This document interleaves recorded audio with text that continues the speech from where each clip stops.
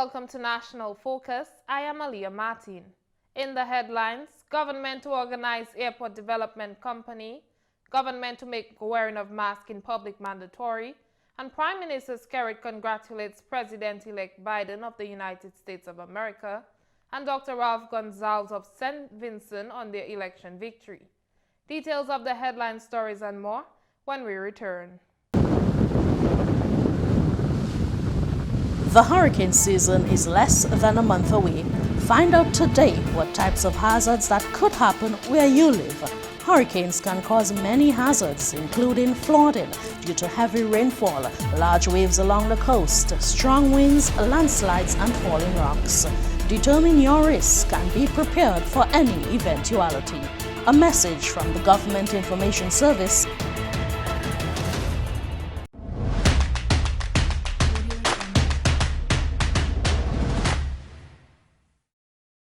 Welcome back. The government of Dominica is advancing plans for the construction of the international airport. Prime Minister and Minister for Finance, Honorable Roosevelt Skerritt, says government will move to organize an airport development company. The government will delegate the construction of the airport to that company and so to give focus to the construction of the airport. That company will also have a board of directors, and we will have a wide cross-section of the Dominican society represented on this board. Prime Minister Skerritt says the board will consist of about 16 individuals. About 15, 16 members. You're talking about reps from the private sector, representatives from utility companies, Dominica, Duwasco. We're talking about public officers. We're talking about local airline reps. We're talking about DASPA, reps from the DHTA, the DIC, and other groups within the society. A chief executive officer for the project will also be appointed to ensure the process is being facilitated smoothly. Prime Minister Skerritt spoke of other plans for the construction of the airport. We also will be appointing a CEO, and of course in that company you will have engineers, you will have an accountant, financial controller, and other staff that will be required. Some of the things we're doing, we'll have on-site a soil lab, soil testing lab, and the idea is to recruit maybe about 10 or 15 young Dominicans who can work in this lab and to understudy what's happening. So and to gain the experience so that we can get more trained people who can now run our national lab. The Dominica Legion of the Royal Commonwealth Ex-Service League observed Remembrance Day on Sunday, November 8, 2020, with a service at the Cenotaph Memorial. Aisha Challenger has more in this report.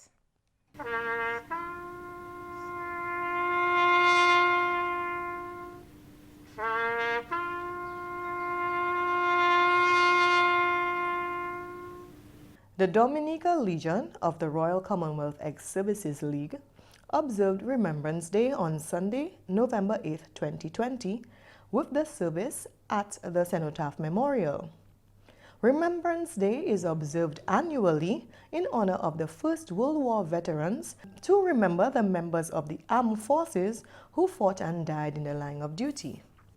The President of Dominica, His Excellency Charles Savre, and Mrs. Savre, the President of the Legion of the Royal Commonwealth Ex-Services League, Mr. Latig J. Pascal, Mrs. Melissa Skerritt, government ministers, and families of the fallen laid wreaths to show their respect. Remembrance Day is a memorial observed in the Commonwealth member states since the end of the First World War. Many countries such as Canada, the United Kingdom, France, Belgium, and Poland also observe this day with a memorial service. For the Government Information Service, I am Aisha Challenger. Government will soon introduce a legislation to make the wearing of masks mandatory. Attorney General Levi Peters says the mask will be required when using a bus, taxi, or any other public transportation at public buildings, supermarkets, retail and commercial establishments, and any other public spaces, including beaches. The public is urged to comply and actually cooperate. The intention is not for there to be any widespread use of enforcement. The hope is that, as perhaps the majority of people have been doing up to now, that people will recognize the need to wear masks or face coverings for their own personal safety, but also to assist in ensuring, or to the extent possible, reducing the opportunities for spread to other members of the public. The government is also taking into consideration legislation which will be put in place for large gatherings. The requirement there is that there will be a prohibition on any large public gathering, and large public gatherings, or I should say any, except in relation to religious institutions and schools. But a large gathering in this context is described or defined as a gathering of 200 or more persons. Prime Minister Honorable Roosevelt Skerrit has congratulated President-elect Joe Biden and Vice President-elect Kamala Harris of the United States of America following their victory in the November 3, 2020 presidential elections. In a statement released on Saturday, November 7, 2020, Prime Minister Skerrit stated that the Caribbean feels particular pride for this election result as it has lifted up and honored women and immigrants. Vice President-elect Kamala Harris is an American woman with Caribbean roots and has become the first woman and the first person of color to hold the office of Vice President of the United States. Prime Minister Skerrit stated that President-elect Biden now has the task to bring the peace and reconciliation, the balm of healing, the promise of hope, and the strength of unity to the American people. The statement concluded that democracy has triumphed in the United States. Meanwhile, Prime Minister Honorable Roosevelt Skerrit has congratulated Prime Minister of St. Vincent and the Grenadines, the Right Honorable Dr. Ralph Gonsalves, on his party's victory in the November 5, 2020 general elections. Dr. Gonsalves was sworn in on Saturday as Prime Minister after he led his Unity Labour Party to a fifth successive election victory, having first been elected in 2001. The ULP won 9 out of 15 seats, with the New Democratic Party winning 6. Prime Minister Skerrit saluted with admiration the people of St. Vincent and the Grenadines on the discipline and enthusiasm with which they exercise their franchise in the midst of a difficult global pandemic. According to Prime Minister Skerrit, democracy has truly prevailed, and the government of Dominica looks forward to continued engagement with the government of St. Vincent and the Grenadines. Dominica and the St. Vincent and the Grenadines shares a commitment to the promotion of the progressive Caribbean community, rooted in tradition of respect, solidarity and independence, complemented by the collaboration at regional and international level. You're watching National Focus. More when we return.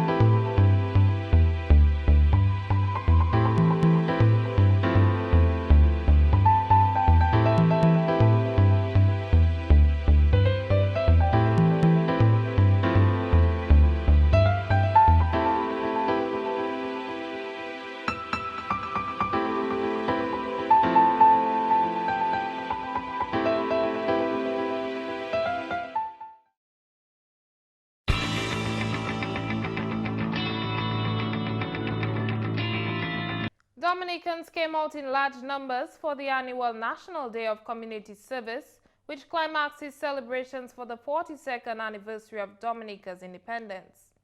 The focus for the day was on cleanup and beautification of our surroundings, and our reporters took to the field to get a first-hand view of what's going on. June Kudme was alive and well in the Kalinago territory as residents of Sinico came out to clean up the riverside, an area which has significance to the people of that area. Member of Parliament for the Sally Bear constituency, Honorable Cozier Frederick, says this spot served the people of the Kalinago territory for years, that is, before water was brought to the territory. In the background we have a sort of a communal bathing space. Before water came to the Kalinago territory in the late 1990s, it was a focal point for people just hanging out and washing. And even today as we speak, it is being used a lot by the young folks. So what they're doing during this Day of Community Day of Service is to clean up the general area and to make sure it's much cleaner as we continue to ensure that we build a better community and a cleaner space. Others were involved in the cleanup and beautification aspect in different hamlets of the Kalinago territory. The Member of Parliament, who is also the Minister for the Environment, encouraged persons to plant trees to enhance the environment. Along the Kalinago territory, also in Atkinson, we have a few other projects, mostly beautification projects. And an important thing is that 2 or 3 of them are actually river projects, where people are cleaning up these various sites and stuff like that. And what is interesting too is that after Hurricane Maria, all of the space which were sort of abandoned because of the whole a sort of modern utility like water, they were being used. So people thought it would be wise to keep on using those spaces, and they found it to be really good to have them done on a community of service. We will have a lot of flower planting, tree planting.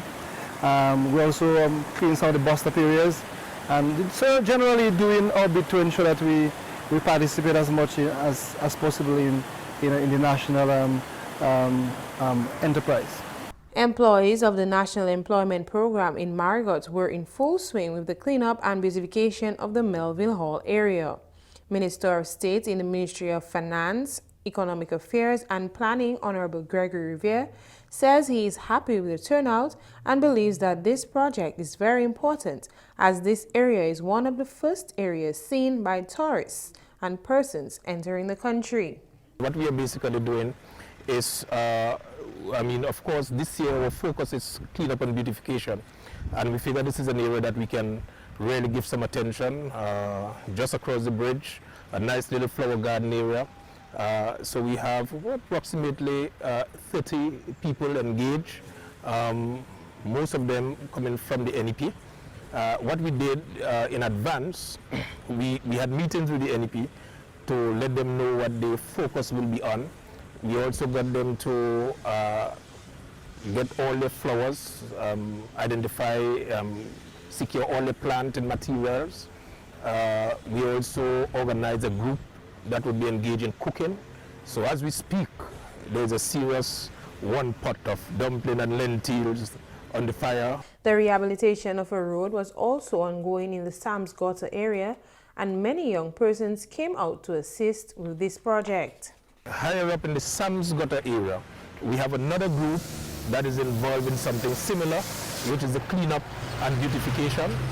And just on the other side, we have another group that is involved in some construction work. They are trying to construct a road. So we have close to about 30 or so young people, and of course middle-aged people who are involved in those projects. So all in all, Marigot is looking well when it comes to Community Day of Service. I really want to thank the people who come out in a very huge way. I mean, so far we have approximately, based on my estimates moving around, I have seen close to about 150 people engaged in Community Day of Service. Supervisor of the NEP in Marigot, Andrew Charles, says those employed under the program will continue to keep the area clean after Community Day of Service. The airport is one of the first ports of entry for our tourists and visitors and even us nationals. So we have to try to create that impact of cleanliness and beautification. So this is what we're here doing today, and we will continue from henceforth. The NEP in Marigot have been doing a lot in terms of cleanup, and now we are taking on the drive to do much more beautification. Our work continues, and we do our best to ensure that our island remains one of the most natural and beautiful islands in the Caribbean.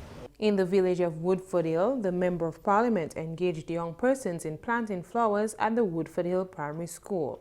The turnout and enthusiasm was great, and everyone was excited to help. What we're doing today is beautification. So what we have been doing is planting flowers across the constituency. So in the different hamlets, what you have is the residents in those hamlets came out and beautified their own specific area. So if you go down to Small Farm, there are persons in Small Farm beautifying. We made somewhere in the region of 2,000 plants available today. So they are planting that across. So in Wesley, we are in Woodford Hill Primary School right now, but in Wesley the same thing is happening. We are cutting trees, clearing up the drains and so on, and beautifying. So from the entrance when you came in from London there, you will notice that we started planting flowers. But I have a special interest in the schools, so I concentrate on all the schools. So all the schools. So today we are at Woodford Hill Primary School in terms of beautification, but that is where our emphasis is at today. It was evident that the youth was fully involved in Community Day of Service. A group of young people came together for a cleanup campaign at the Calibishi Beach. Some of the young people of Calibishi, they have been here cleaning the beach area. I think since this wall was constructed, they've been taking very good care. You notice a lot of people are painting the wall, advertising, so they have taken ownership of the beach, and today as Community Day of Service, the young people are cleaning the beach. There are some areas as well in Calibishi where they are doing some cleanup and beautification. There are some in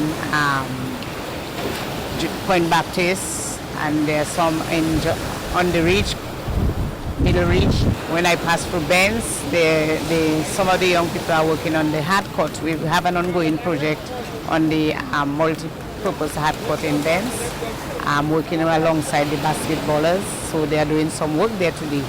And as well as in Anzime and Solda, that is a place called Pet Plizzy, they are clearing a drain there that usually carry water that affects the road and a couple of residents there. So they're clearing that drain today.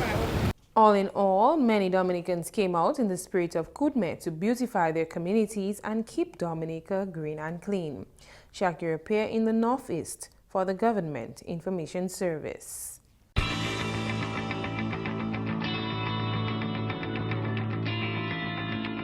Villagers of La Plaine, Dalis, Botica and Cassibrews took up the beautification theme by cleaning, planting flowers and overall enhancing of their communities.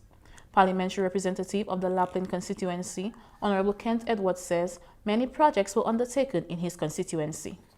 Well, we are in La Plaine at the entrance of the apartments. We are fixing that area. Also in the Balize area, there is some work going on there. There's also some work going on at the Plaquemine playing field. And we are now in Dalis on the Poyer Road. We are doing some brush clearing there. They are cleaning up the area and planting some flowers. There's also some work going on at the Carib, Upper Carib area, and in Botica also. And at the Dalis playing field, also some work going on there. So lots of different areas are doing some work today. And the work that are being done today, we are only checking on the cleanup and beautification of the area. And no concrete works, but because the entrance of the apartments was so bad, they are doing it today. The Member of Parliament says he is pleased with the turnout of residents for the day's activities. Not badly at all, because what you find, everybody, they are segmented. There are some in La Plaine, different areas in La Plaine have people. There are some in Balize, there are some in Plaisance, there are some at the apartments, likewise in Dalis. There are some in the Power area, some in Carib, some in La Roche, some in Victoria. Had it been a different day, you would have seen everybody in one big gang. But everybody decided to stay in their hamlets and do everything they had to do. Chairman of the Dalis Village Council, Mr. Michael Etienne, says that the projects were segmented to adhere to the COVID-19 protocols. Well, that's part of it too. One of the things we are, remember, Dalis was the first community to have COVID. So we know of the ramifications of not doing what's right when it comes to the protocols for COVID as well. So yes, we are also bearing this in mind as we move along and ensuring that we can remain healthy moving along. The residents of Castle Bruce also turned out to enhance their community. Chairperson of the Castle Bruce Village Council, Miss Anne-Marie Cornelius, says she is very satisfied with the turnout of the villagers to enhance their community. Our major project was beautifying the community. So what we did is a week before, we got 500 tires. We painted them in different colors, as you can see. We placed them along the roads on the side, a good distance from the road so vehicles could park. And we just planted different plants inside of them. We got dirt, we had everybody volunteering, we had a very large turnout. We had other sub-projects like, We United. They had their project where they were cutting around the fields and beautifying the area. But other members of the community, what we did was we placed tires, filled them with dirt, we put flowers in them, we cut grass, and we just beautified the place. It's a beautiful community, so we just did a spring cleaning and a highlighting. Very satisfied. A lot of the community members came out, they put their efforts, and everybody was excited and all in for this project. We didn't get to finish. We had a shortage of plants and dirt for that area, so we decided we're just going to set another date and just call it our own community day and just continue beautifying. Kavia John in the Southeast for the Government Information Service.